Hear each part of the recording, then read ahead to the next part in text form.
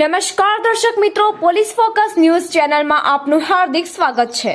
હવે એક નજર આજના મુખ્ય સમાચાર પર।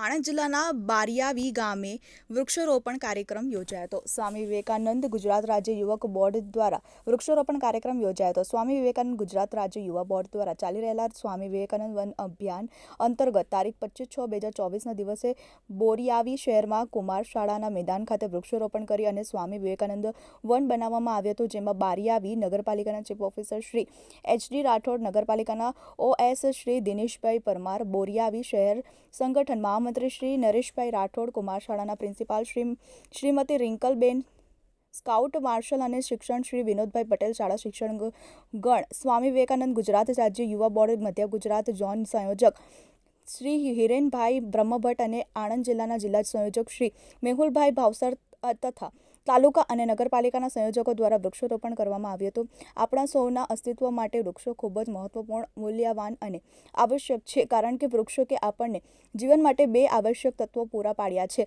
ખોરાક અને ઓક્સિજન। તેને જીવંત રાખવા માટે ઉપરાંત બીજા ઘણા નાના અને મોટા ફાયદાઓ છે જે આપણને ઝાડમાંથી મળે છે।